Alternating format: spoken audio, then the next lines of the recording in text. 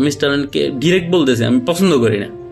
তাদের বিহেভিয়ার এগুলো তারা কখনোই ঠিক করতেছে না। আমি রিসেন্টলি স্টারলাইনের একটি দুর্ঘটনা নিয়ে গাড়ি ভাঙাভাঙি হয়েছে আবার, এবং কি ওনাদের অনেকগুলো গাড়ি জব্দ করছে। হ্যাঁ, এটা যৌক্তিক, কিন্তু এখানে আমার কিছু প্রশ্ন আছে। সেটা হচ্ছে, আমি পার্সোনালি হচ্ছে যে স্টারলাইনকে পছন্দ করি না, কারণ হচ্ছে যে ওনাদের সার্ভিস এবং ওনাদের স্টাফ যারা আছে তাদের বিহেভিয়ার, কাউন্টারে যারা আছে তাদের বিহেভিয়ার একেবারে বাজে। আমি যখনই ফেনী থেকে ঢাকা মুভ করি অবশ্যই আমি এর বিকল্প নেওয়াটা চেষ্টা করি, কারণ হচ্ছে যে ওনাদের বিহেভিয়ারটা আমার ভালো লাগে না। আর আরেকটা জিনিস সবচেয়ে বেশি খারাপ লাগার বিষয় হচ্ছে যে ওনারা হচ্ছে যে ফেনী থেকে 14 গ্রাম পর্যন্ত মনে হয় 8টা না 10টা ওনাদের কাউন্টার আছে। যখন যাত্রী হয় না তখন প্রত্যেকটা থেকে একজন একজন করে নেয়। প্রত্যেক জায়গায় যদি ওনারা 2 মিনিট করে দাঁড়ায়, যদি 10টা কাউন্টার থাকে তাহলে এখানে 20 মিনিট মানে একজন প্যাসেঞ্জারের শেষ।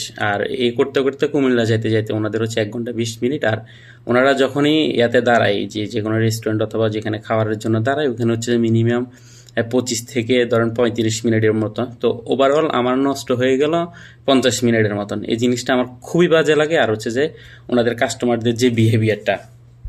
আচ্ছা, এখন আমি আমার মূল কথায় আসি। সেটা হচ্ছে যে এখানে একটা দুর্ঘটনা হয়েছে, যে আমরা এই যে ফুটেজটার মধ্যে আপনারা দেখতেছেন যে ট্রাকটার যদি আদৌ এই ফুটেজটা হয়, যে এখানে দুর্ঘটনার ফুটেজটা হয়, তাহলে দেখা যাচ্ছে যে ট্রাকটা যাওয়ার পরে স্টারলাইন এর পিছন থেকে আসার পর হচ্ছে যে দৌড় দিয়ে নিচে ঢুকে গেছে। এখন আমি এখানে প্রশ্ন তুলতে চাই, সেটা হচ্ছে এই জিনিসটা যদি আদৌ যদি এই ভিডিওটা যদি প্রপার হয়, তাহলে আমি ওইটার প্রেক্ষিতে কথাটা বলতেছি।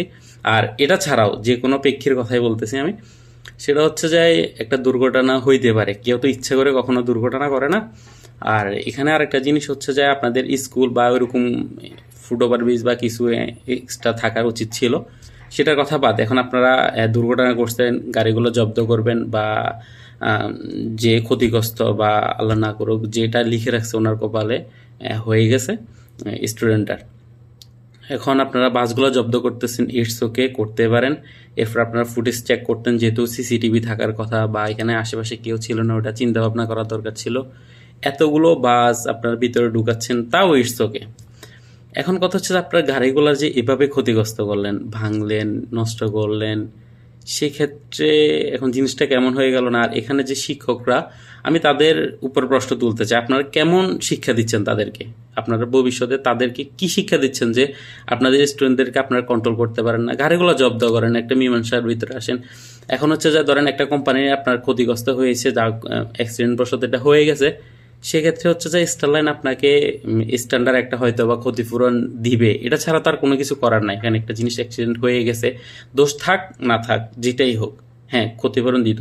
এখন স্টারলাইনের যে এতগুলা গাড়ি আপনারা ভাঙছেন, এখন এই যে ভাঙার ক্ষতিপূরণটা কে দিবে? স্টারলাইনকে ওই ভাঙার ক্ষতিপূরণটা দিবে তারা, নাকি হচ্ছে যে যে আল্লাহ না করুক যাকে নিয়ে গেছে আল্লাহ বা অ্যাক্সিডেন্ট হয়েছে ওনার জন্য ক্ষতিপূরণ দিবে? আর যদি ওনার জন্য স্টুডেন্ট যে ক্ষতিগ্রস্ত তার জন্য যদি দেয়, তাহলে হচ্ছে যে গাড়িগুলো যে ভাঙছে তার ক্ষতিপূরণটাকে দিবে।